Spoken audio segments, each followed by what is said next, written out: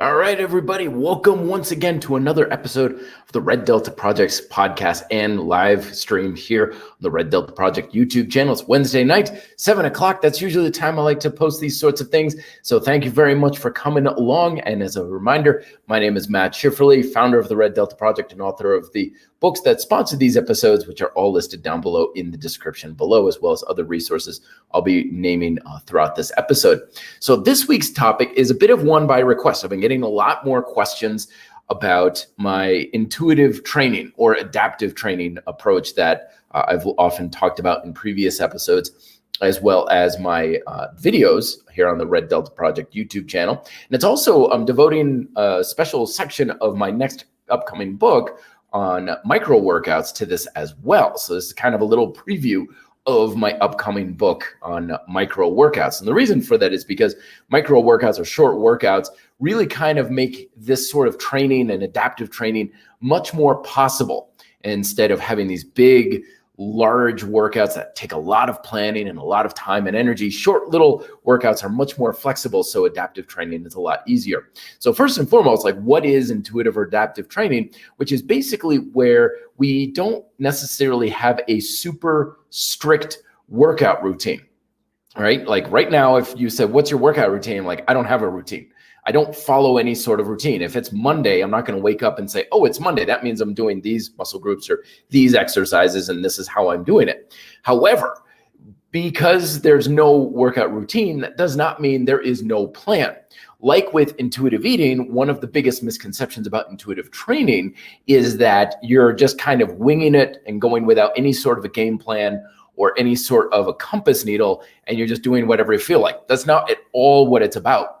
As again, with intuitive eating, what you're doing is you have an objective and you are adjusting your habits and behaviors on a case-by-case basis, depending on your circumstances, in order to more adequately satisfy or fulfill those objectives. So kind of think about it this way, right? Think of a very strict workout routine where you say, this is how you work out, these are the exercises, this is the routine, stick to it to the letter. That's kind of like a shoe store saying, we sell hiking boots in size 9.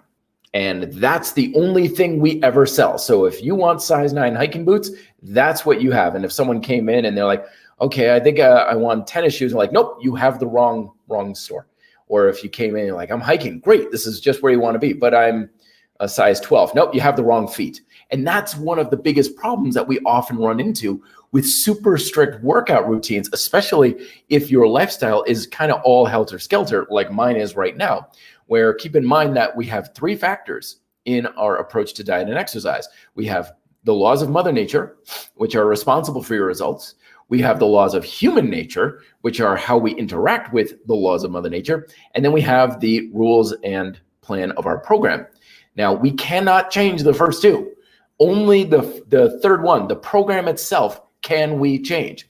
But so often I hear this rhetoric from experts who say, this is a great diet or this is a great workout program as long as people are willing to do it. It works if you're willing to do the work is often a phrase that's issued out there and stuff. And if someone comes and they're like, I just don't want to do this, I don't have the motivation, I don't have the skills, we always blame the person, which is completely the wrong approach.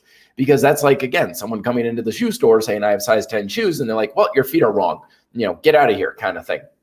Because we can't change people. You can't change human nature. You can't change the stuff that is programmed into our DNA for how our body functions and how Mother Nature operates. The only thing we can adjust and be flexible with is our training methods. And so what adaptive training allows us to do is to take a look at our circumstances, say, you know what, my time, my energy, my resources, my preferences, whatever the circumstances are, they're different than what they usually are. And trying to force yourself into a strict routine, even though your circumstances have changed, is kind of a bass-backwards way of going about things. And the more I sort of use this approach myself, the more I'm like, why isn't this the normal way of doing things? Because if you think about it, most everything we humans do on a natural front is largely intuitive and adaptive. We don't have like bathroom routines where you have like a special urination window. And if you need to go to the bathroom, you can only do it at special times. or you can only do it in certain ways, right? We don't have rules that say, well, it's January, so therefore you have to be wearing a down jacket. No matter what, in January, it's cold, you have to be wearing a down jacket. And we could bring up all this research about how people die of frostbite and how hypothermia is a risk and everything like that. But the fact of the matter is, if we're hot, we take off layers. If we're cold, we put on layers, right? Or we turn up the heat, or we oftentimes adapt our behaviors around our circumstances. But for some reason, when it comes to diet and especially exercise, we throw this adaptive behavior right out the window and even have these ideas that say we're tough and we're strong and we're disciplined and we're badass if we ignore our circumstances and just plow through, regardless of whether or not our behaviors are actually best for us in that time. So the analogy I am always using is like driving a car. Like if you're driving and you're like 45 miles an hour, that's the speed I need to be driving at, and traffic is at a standstill or bad weather conditions or whatever, and you say, nope, 45 miles an hour, regardless of circumstances, I plow through, right? That's pig-headed. That's being stubborn. That's being foolish. So adaptive training is about breaking out of that and going with the current, going with what you can do. And not only does that help to greatly relieve a lot of potential stress, but it also gives you a far greater chance of actually getting a productive workout in. Okay, so let me give you some nuts and bolts you can take away on how you can make this work and how it can work for you. So the first thing to decide is, what are you going to be doing on a regular basis? Now, here at Red Delta Project, what we do is we base things off of chain training. All right, we don't work muscle groups. We don't use exercises. What we do is chain training. We recognize the body has 6 individual tension chains of muscles that are work with basic movement patterns. So we have push, pull, squat. Those are our movement chains. Then we have flexion, extension, and lateral. Those are our total body chains, or support chains, as I like to call them.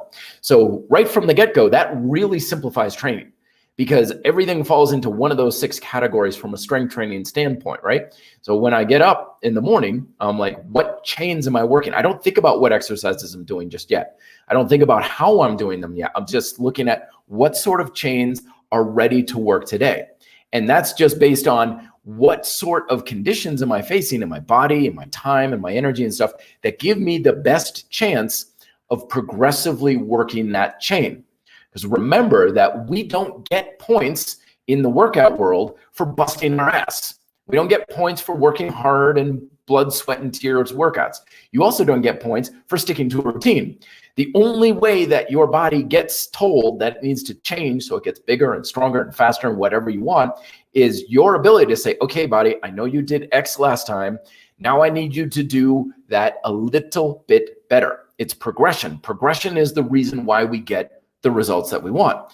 So when I'm considering what am I working on a daily basis, I'm basically taking stock of my energy level and what muscles are sore and what things feel strong and confident and stuff, and just basically checking in and being like, all right, so what tension chains do I have that I think I can make a real good shot at making some progress today? What feels ready to really be worked out?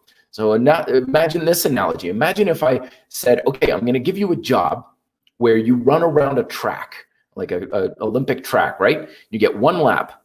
Here's the thing. You only get paid if you run around that track in a progressive manner. So either faster, smoother, better technique, more intensity, something has to be better. If you don't run around the track better, you can run around it 1,000 times and you won't get paid at all. So naturally, your mindset will start to shift and be like, all right, I want to be well-rested. I want to make sure that I'm running when I have a good chance of running better. I don't want to just run for the sake of running. And I don't want to certainly run and just beat myself up. I want to run when I have a good chance of running better. And that's kind of the attitude we take with training in an adaptive format is don't just work out for the sake of working out. We want to work out because the entire point of that training is to train at a better level than we had before. So let's say for today, it would be like, all right, push chain, like muscles feel fresh. They feel ready to go. Joints are good. Let's rock and roll. Okay, so that's where you decide what chains are you doing. Then the question is, what exercises are you going to do? Now, for the most part, we could go crazy thinking there's a million different exercises and stuff, but for the most part, they're all largely the same in basic movement patterns on chain training.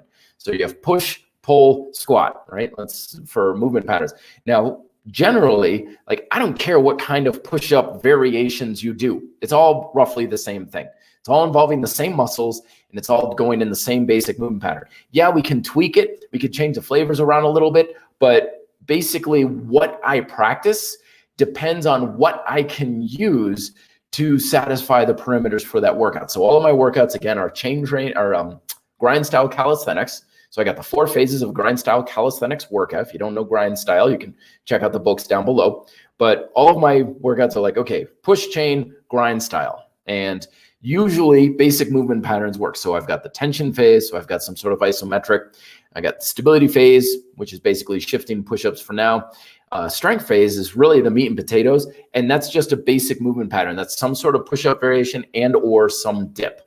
And that's pretty much it. And oftentimes I'll just go with whatever I feel like that day. It's like, oh, I haven't done weighted dips in a couple of weeks. I'll do those just because I feel like it. And that's one of the reasons why adaptive training can be a good thing is like someone going to the workout and you're like, I'm just not feeling dips today, or I'm not feeling these push-ups for whatever reason. Okay, well, do a different one. Do a different exercise. As long as it's the same chain training, as long as it's the same tension chain, it's still roughly the same thing. It's not different enough to probably really matter for most of us. If you're a super high-end top-level athlete or a bodybuilder, yes, going from like a push-up stance here to push-ups on the knuckles can make a difference. But for the average Joe Schmo like you and me, it's not enough of a difference to really matter. So go with whatever you feel like.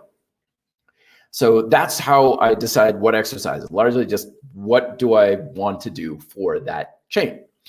And so I've got, what am I doing? How am I doing it? Now the other selection is, how many sets are you doing? Once again, it's not guided just on a whim. It's guided by the objective of grind style calisthenics. So in our 4 phases, we have an objective. And the first one is tension phase, to turn on the muscles. Second one is stability phase, to feel rock solid.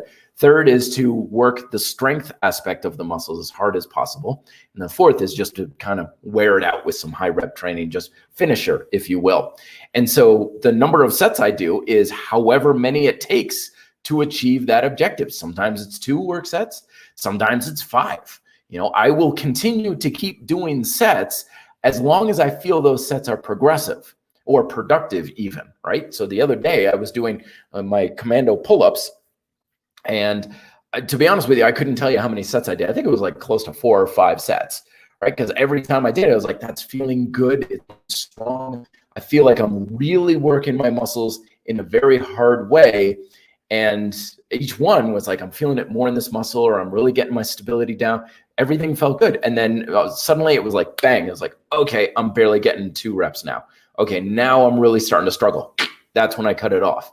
I'm not cutting it off at 2 sets because someone said to only do 2 sets. I'm not going to force myself to do 5. I'm going to complete each set. I'm going to do as many sets as it takes and I can do to satisfy the objective of that phase, either building tension control, feeling solid and stable, feeling like I've really pushed my muscles from a strength standpoint, and then just kind of work them hard from a fatigue standpoint during the finisher, whatever that takes. It could be 1, it could be 10, you know, what you will know what it is.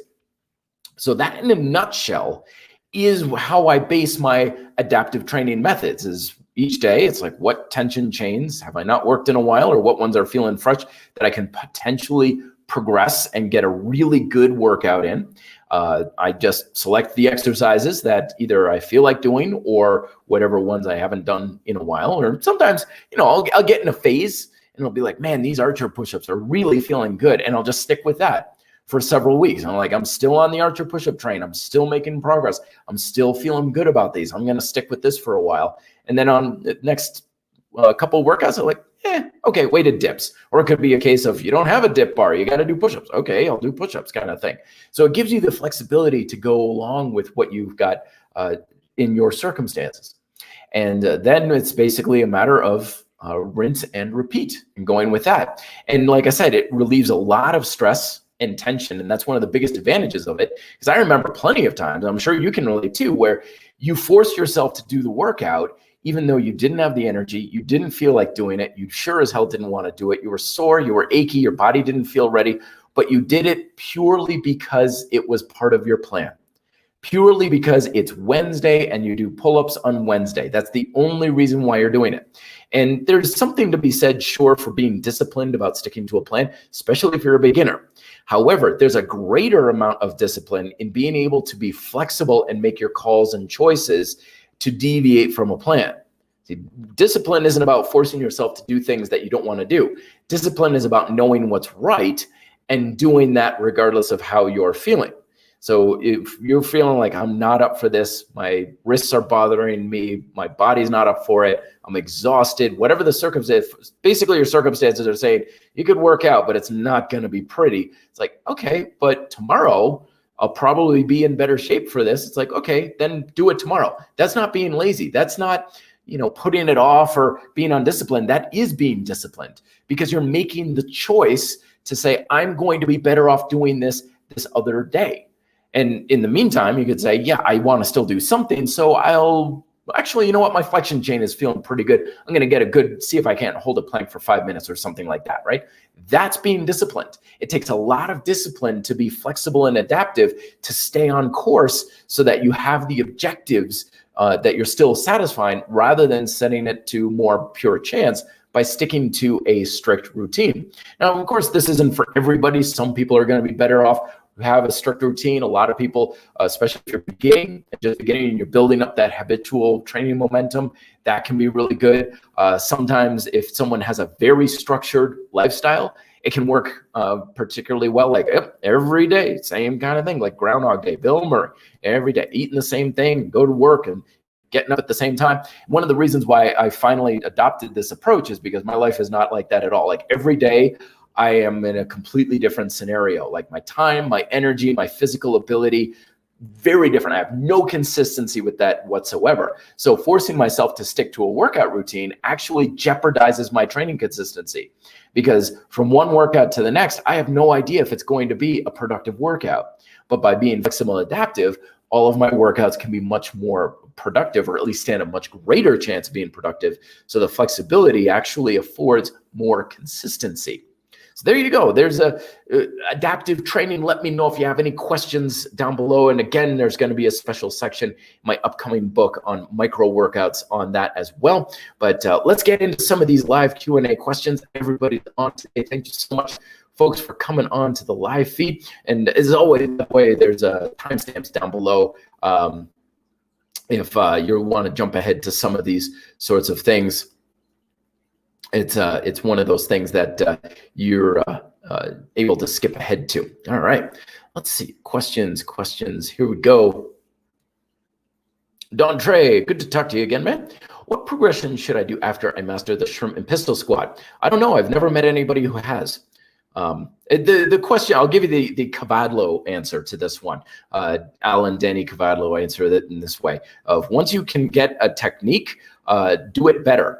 And there's always a higher level. There's always a higher step, as I always say, like the 10 steps in combat conditioning. That 10th master step is only the beginning in many ways. This is kind of the black belt mentality in martial arts.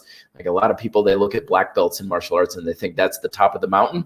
That's more like base camp in many ways. You're just barely getting started. So lots of times I find people get kind of nervous about progressions and calisthenics where they think there's this ceiling of limitation. Like once I can do a one-arm push-up or a shrimp squat or pistol squat or front lever, that's as far as I'm going to go, and I won't be able to have any more ability to further progress and get bigger and stronger and get more gains from the exercise. But believe me, there's always another step there. It's like when you get to black belt, you think that's your limit and or the top of the mountain, and once you get there, you realize you're not even starting just yet. But the thing is, you're not going to know that till you actually get there. So I know where these questions come from because I used to have the same fear. It's like, I don't want to have this limitation built within the system that I'm following. But most of the time, like if you can feel that you have adequately mastered that shrimp and pistol squat, whatever the next steps are going to become prevalent and available to you. It's like walking in fog or even just walking towards the horizon. Like I can't see here in Denver, like California, but I know it's out there. But I know it's out there. So if I just start walking west, eventually I will see California, but I have to walk far enough in order to see it to begin with. So don't worry too much about it. Just focus on progressing and improving those things from the get-go. Oh, refreshed here. Let's see. More questions. Chris Grant, what RDP said about not being too strict about the training program, flexibility and nuance is key in maximizing progress. Absolutely, echoing what I was talking about there. The analogy, I know I'm all full of analogies, full of something for sure, but a lot of analogy like the flexible willow tree, right? It bends with the wind, and that's how it stands its ground, versus the strong oak that gets blown over. Having flexibility is the key to consistency. And oftentimes we mix that up. We think not being flexible means we're staying on track. But that's kind of, again, another analogy. That's like driving straight and insisting you stay straight no matter what. And then the road starts to turn and you stay straight and you drive right off the road. See, I'm being consistent. The goal with your training isn't to be going in one direction. It's to stay on the track, stay on road, so you actually go where you want to go. All right. Casey Blonde, feeling pull-up progressions primarily in my forearms. Very good. Much less in my back. Is this okay? Currently doing combat conditioning on jackknife pull-ups. Not too unusual. It could just simply be that your grip is the weak link in your pull chain and it's coming back up to speed. So that's, I would bet money that's exactly what's going on. As your grip gets stronger, it will cease to be so much of a forearm progressive exercise for the time being, so I wouldn't worry too much about it. But you definitely want to get it in your back as well. So one of the things that can really help is make sure that your traps are engaged. A lot of times with pull-ups, people talk about how pull-ups are great for the lats, but they're nothing for the upper back and stuff. Not at all true. Your upper back should be going nuts with your pull-ups because that's where a lot of your stability comes into play. So when you do pull-ups, I have a video on RDP's channel here about starting directly underneath the bar rather than looking up towards the bar at an angle, forward angle, because you want your shoulders all the way back. You want to be squeezing your traps in those shoulder blades together as much as possible. That will make it a lot easier for your lats to engage while you're doing your pull-ups.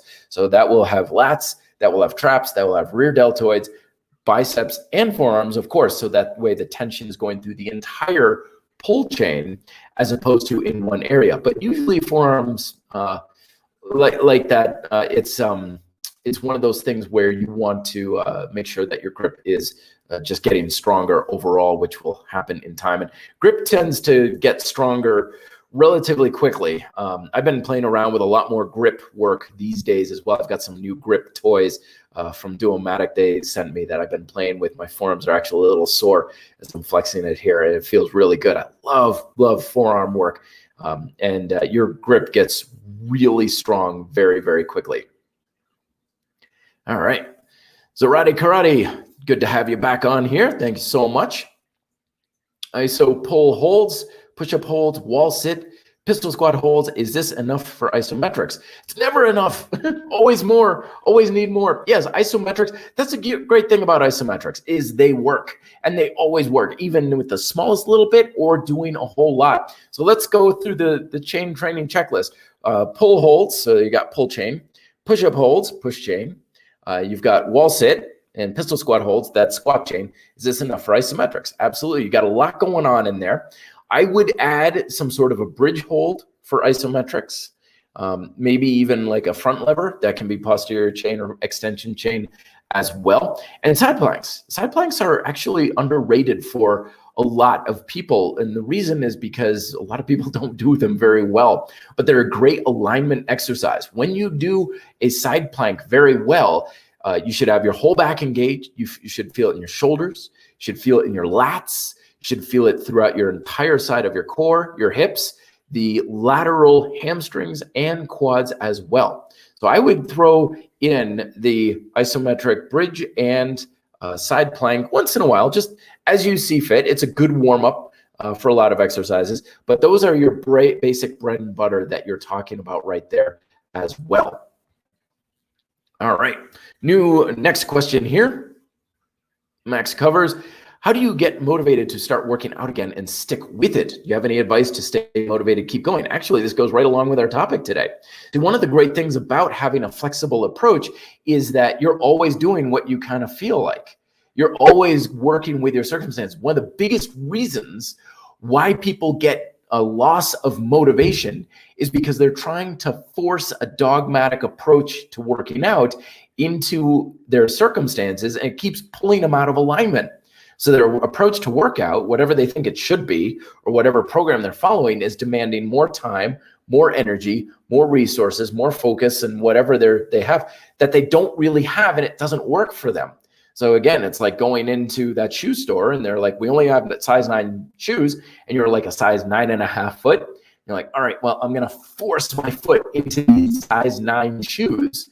And you're walking around and they're sore and they're achy and they hurt. And after like a mile or so, you got to take them off and you're rubbing out. You're like, oh gosh, this is really hard on my feet.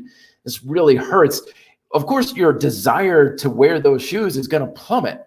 And you turn to the internet and people are like, you got to want it and you've got to force it and you've got to be disciplined and stuff. The thing is, this whole workout thing should take a minimum amount of effort to stick to. It shouldn't be nearly as hard as we're currently making it. Same thing goes with diet too. But we keep this rhetoric going through our head that it's supposed to be this next to impossible challenge of chariots of fire and Olympic proportions and stuff. And no, like part of the biggest reason for the Red Delta Project is to make staying in shape not a big deal. It shouldn't be this big, huge challenge that we're overcoming. And usually we need a lot of motivation to do big, hard things on a regular basis. And you're just not going to have that. So that's why I'm always saying, well, be flexible, right? If you don't want to go whole hog on a workout, long, hard blood, sweat, and tears, then don't.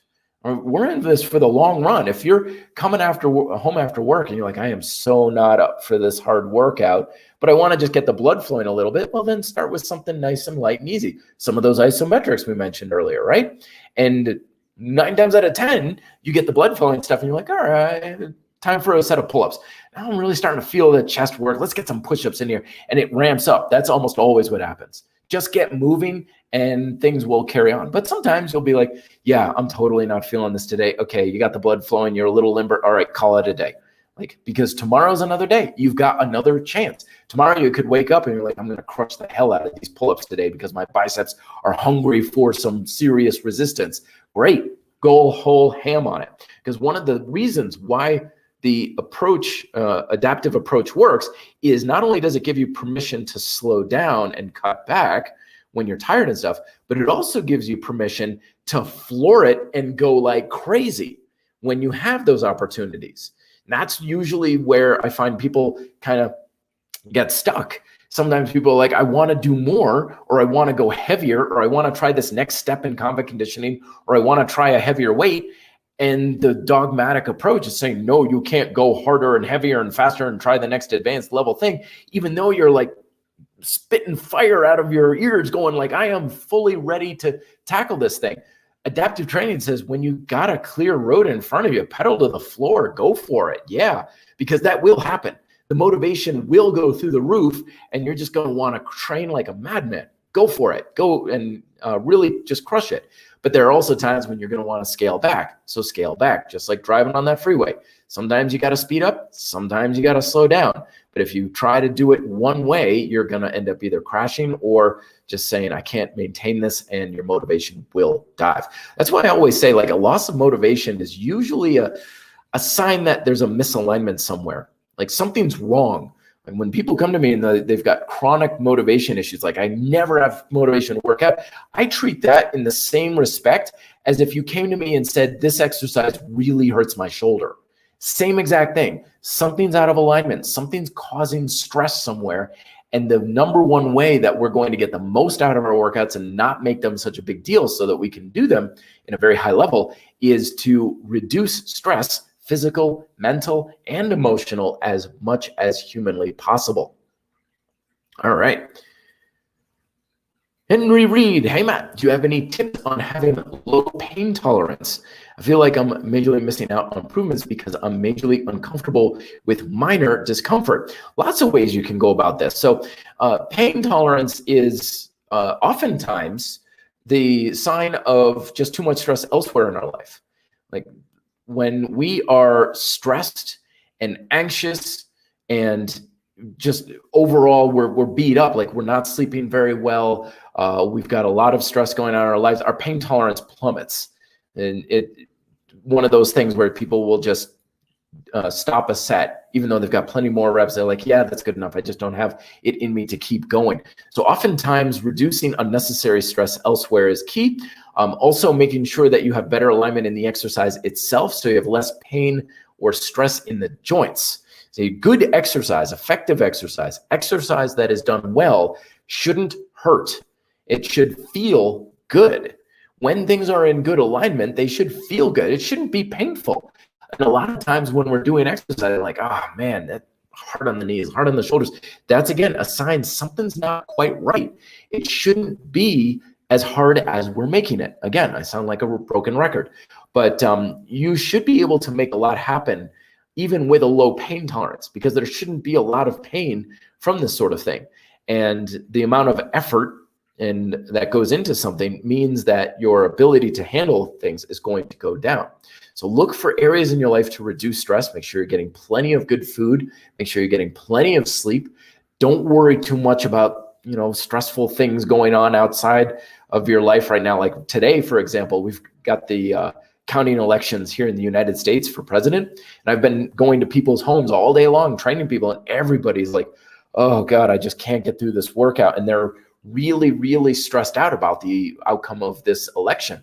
They're not sleeping very good and they're skipping meals and everything like that. Like I'm saying, the president, doesn't matter if it's one guy or the other, how is that going to affect your push-ups?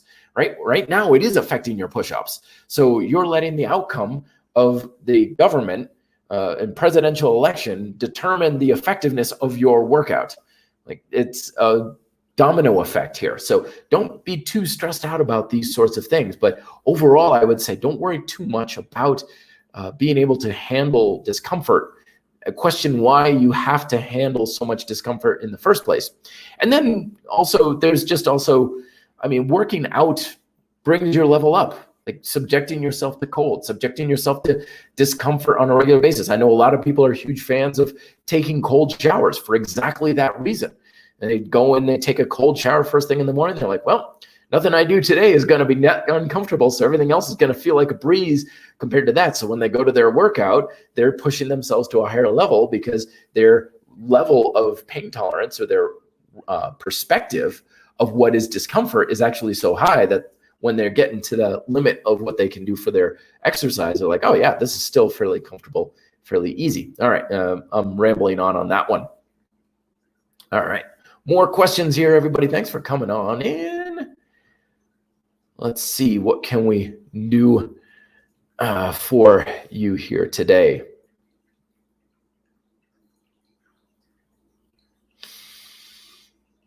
Everybody's talking to each other. Again, I love how everybody's chatting with themselves. Michael has a quick comment here. Inflammation in shoulder is down. Back to doing light resistance and slow Y-flies. Good thing there, Michael. Take note of that trap advice that I was giving earlier too.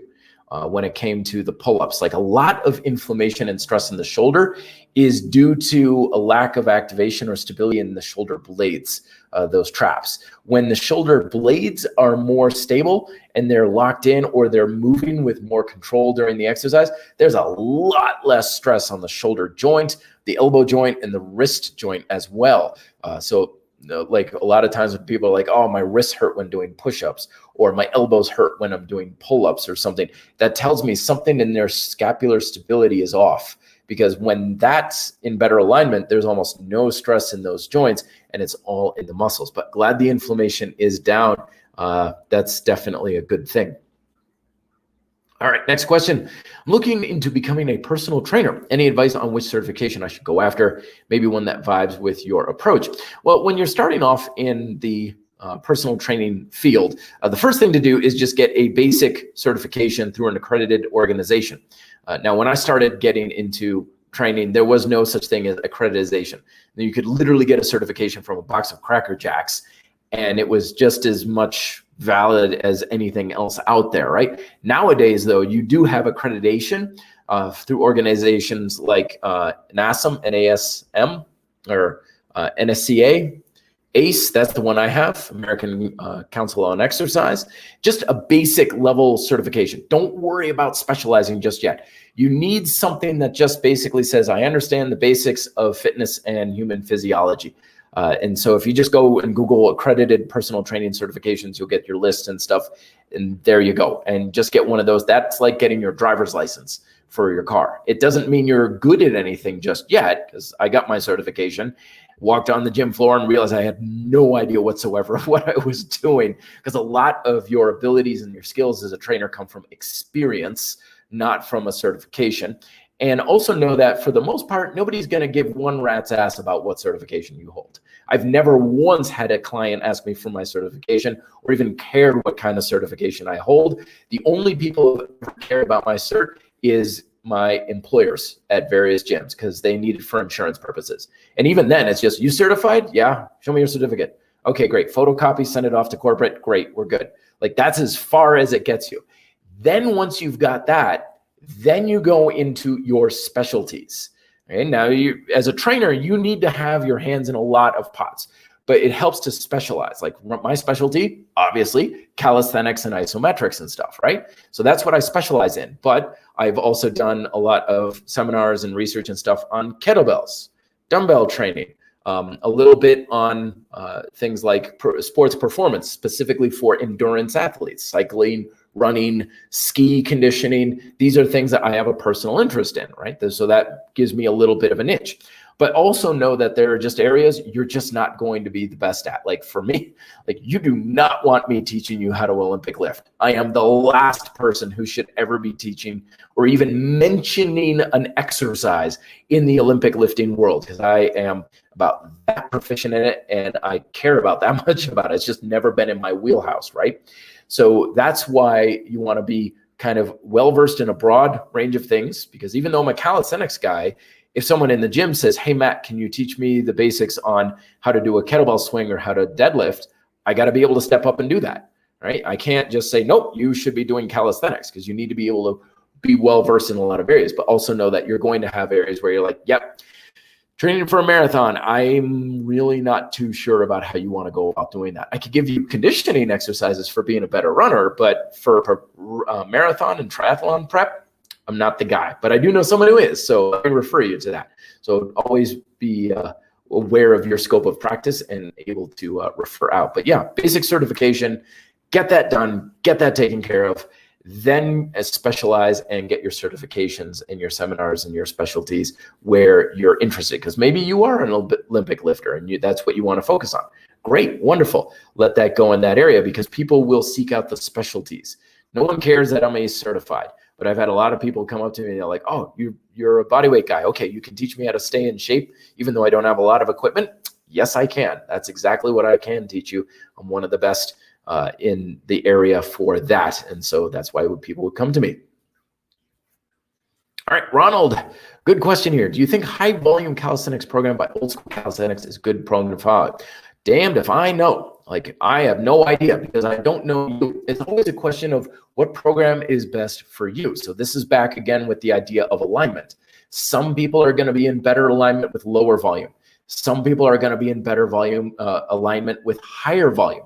With adaptive training, you can use both. You know, some days you're going to be going like gangbusters, and it could take you a while to warm up. So you could do 5 sets of pull-ups, and after 5 sets, be like, okay, now I'm feeling like I'm getting in my groove here.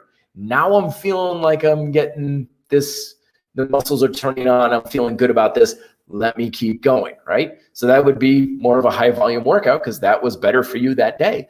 But other days you could just crush those first couple of sets and be like, oh, okay, well, I'm done with 3 sets and my muscles are completely shot and I can barely lift my arms.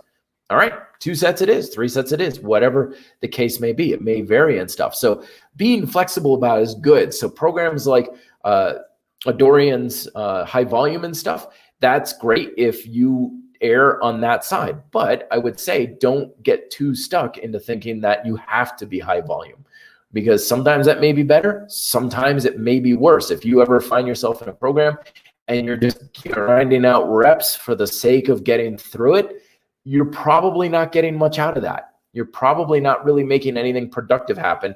You're just doing work for the sake of doing busy work. It's like in high school where you have a 5-page report to do, and after 3 pages, you've basically stated your case and you're done. So you're just filler, and it's just words that you're filling up in order to hit that 5-page limit. We don't want to do that in our workouts. So high volume's good, low volume's good, but more appropriately, the appropriate amount of volume, or the right amount of volume for you and your circumstances, is really what's best. And the only way to really know that is through experience to a large degree too, because this adaptive training thing is a skill. It does take time and practice. And I know a lot of people, they get really nervous about adaptive training because they're like, what if I mess it up? What if I do too many sets? What if I don't do enough? Like, what if I mess up? I'm giving you permission in today's episode. I want you to go out today and mess it up. I want you to mess up your workout. I want to screw something up, do way too much, do not even close to enough, because you're going to get something very valuable from experience. You're going to know, okay, that was a bit much. That was, yeah, I don't think I needed those extra 5 sets. Okay, now you know. Now you've got something you can base your decisions off of your experience, which makes all of the other workouts you're ever going to do a hell of a lot better. Because a lot of times people, they kind of treat the body like it's this fragile porcelain doll, like, oh gosh, don't work out for more than 45 minutes, or don't go to failure, or, oh my gosh, heaven forbid, don't have that cheeseburger, or whatever. Like, your body can handle a crap ton of stress and force. And I mean, just today, like, I was working out with a friend of mine, and we're kind of working on our handstands. We've got this little bet that we can get like a walking handstand across the gym by the end of the year. So today I was like, I can do handstands without the wall kind of thing. And I got a few, okay. But on one of them, I was up and I started to fall back. I was like, oh no, oh no, oh no. And I just bang, and I slammed onto the floor, and everybody in the gym was like, oh God. And I just kind of shook off and brushed off. And I was like, well, okay, that wasn't right, kind of thing. It's like, my body can handle that sort of thing. Like, we don't need to treat our body like it's this fragile thing that if we mess up one tiny little detail, it's going to be catastrophic and stuff. I want you to go out every once in a while and mess it up. Do too much, do too little, eat too much, go out and make a mistake, because then you'll know, okay, the line, not quite that there. It's a little bit more to the side. And, have safety checks in place. Like, I would have been smart if I had someone spotting me. That would have been a lot smarter. But don't be too afraid of messing up, because sometimes the best lessons come from the mistakes that we have. Or what's the saying? Like, good decisions come from experience, and experience comes from making bad decisions. So we're going to have to mess this up to some degree. In mountain biking, we have a saying that you can't be a good mountain biker unless you crash every once in a while. Because if you never crash, you don't know where that line is. All right, I'm rambling on again. Next question. What is the best abs exercise with isolating abdominals? I heard muscle ups and pull-ups are great. Pull-ups and muscle ups are very good. Absolutely. And the best exercise is not an isolation exercise, I would counter. It's an inclusion exercise. That's the whole idea with chain training, is that your muscles work harder and more effectively when included with the other muscles instead of in isolation. When you try to work in isolation, you're essentially cutting off a lot of the nervous system circuitry that makes it work. So you want to make your abs work with your hips, with your quads, with your chest muscles. With the more muscle you can engage in an abdominal exercise, the better off. It's not a case where it's like, well, if my hip flexors are working, that's taking stress away from my abs. No, it's exactly the opposite. Because the more force in those hip flexors, the more that can then go up into the abdominals. Tension flows along the chain, just like electricity going through a circuit. You want everything else involved as much as possible. So don't isolate, integrate, as I like to say. And anything that's full body will work that. So the muscle ups, the pull-ups, like you were mentioning, this is one of the reasons why planks are really good. The 6 steps for abdominal or flexion chain training and grind style calisthenics works very well. The more muscle you involve in a core exercise, the better, which is also why you'll hear people say things like the best core exercises are the big movements like deadlifts, squats, clean and jerk, kettlebell swings, things of that nature, hanging leg raises, for example, because you got to get your back involved with that. And again, going along with that whole idea of your traps, the more you engage your traps in a hanging leg raise, the more your abs are going to work because it provides more of that stability that they can work on. All right. Good questions here. Matt, have you tried the Ido Portal's hanging and squat challenges? Thoughts? Nope, no idea on them, actually. I do know Ido Portal, of course. I don't know him personally, but I do know of the programs and everything like that. But you probably know more about it at this point than I do. But, when it comes to programs, almost anything's great. Yeah, fine. Basic movement patterns? Check. Progressive strategy? Check. Good. That's it. That's literally the only thing I would ever base my judgment on a program on is it basic movement patterns, and does it have some semblance of a progressive strategy? Like do X and then move up to Y and then move up to Z and stuff. If it's got those two things, it could be a good program. But then it comes down to, is it a program for you? Is it going to fit into alignment with your resources and your time and your energy and your skills and everything? And that's ultimately something you can have. But I think sometimes people think that we trainers have this inside knowledge and track of like, what if we see something that's like, oh, it's 3 sets? No, it should be 5 sets here and only on Tuesdays, but never Wednesdays, never that detailed. Like literally if someone sends me a program and it's like basic movement patterns, progression, okay, good. 2 boxes checked, it could be good. Go have fun with it. That's all I literally look for is it balanced with basic movement patterns, and is it progressive? That's the only qualifying aspects that I ever look for. Another good one from Chris. If you're trying to get a good 5K run, 10K regularly, it will make the 5K quicker. Yeah, definitely. Here's one of the things too that's interesting about progression is that when you go outside of what you're doing, it can carry over well. So Chris, you bring up a very good point here where it's like, if you go longer, the shorter stuff can get better, but it can also work the other way. Like if you get really good at a 5K, your 10K can get better. So we can apply this to strength calisthenics too, like weighted pull-ups can potentially improve your pull-up numbers from non-weighted pull-ups. Or if you're doing like trying to get really good at one-arm push-ups, try doing like a 100 push-up challenge or something like that, just to really get really good at that. That's a good strategy. Very good observation for that as well. Let's get one more question here. Let's see what we can bring up. Everybody's coming on. I always appreciate you guys. We've got a very high number of people on for today. And to remind you too, I'm going to try and make this more consistent. I know I've been kind of inconsistent with the times on this.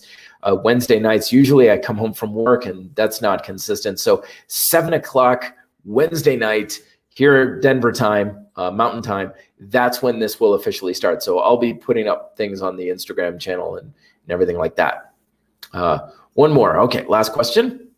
Anyone have any idea on any links, free programs, or people speak about a triathlon, currently run 5 kilometers and play football? Absolutely. Please, folks, let Mohammed know for sure. But one of the cool things about triathlon training is that it doesn't need to necessarily be triathlon specific in many cases. Like usually what I've got a lot of friends who do triathlon. Triathlon's really big out here in Denver. They've got like several Ironmans and stuff in the summer. Is sometimes they'll just hire a coach for their weakest leg, like the swim or the cycle or the run. And they'll shore that up, and that brings their entire race up to a high degree. So that's oftentimes what I found them to work with a specialty coach in that one area rather than trying to go with the full triathlon. So if you have trouble finding a triathlon specific coach, that may be the way to go. Master Jack, hey Matt, why much emphasis is put on retracted scapula in many exercises? Well, a retracted scapula tends to be much more stable. Not always. Lots of exercises you want a protracted scapula. Sometimes you want elevated, sometimes you want depressed. These days, I'm even looking at the push-up on how you want retraction, protraction, depression, elevation, internal and external rotation of the scapula, all within a single push-up. It's kind of like a lot of moving parts there. It's kind of hard getting the coordination down, but I'm noticing now that like my right shoulder has always been wonky. That's what's causing that right shoulder to be wonky, is that my right scapula isn't moving the same as my left. So I'm trying to think, well, what's the difference there? And it's a couple of those things. But usually retracted scapula is better for that stability. It also typically means that you can get better tension along your erectors in your spine. So like when bridging, kettlebell swings, deadlifts, Olympic lifts, that sort of thing, you typically can get more of the tension going through your back rather than into your lower back. So that's a good reason. Neutral spine, in other words, because if you've got tons of strength in your lower body, but you don't have a retracted scap, then you have this wet noodle at the top and no stability, and that just compromises the safety and effectiveness of everything. So, all right. All right. So I think we're running short on the questions here. These times always go by so fast. So anyway, thank you so much, everybody, for coming on. I really do appreciate it. As always, check out the books down below. Micro workouts, working really hard on that book. It's coming along great. It's just taking a little longer. I appreciate everybody's patience, but I hope that you found this information on adaptive training informative. There's also a lot of more videos on intuitive or flexible or adaptive training here on the Red Delta Project YouTube channel. If you want to learn more there, as always, send me questions down below in the comments. I always read through them and answer as well. I'll talk to you next week, 7 p.m. here, Denver time, Wednesday of next week. Till then, be fit, live free.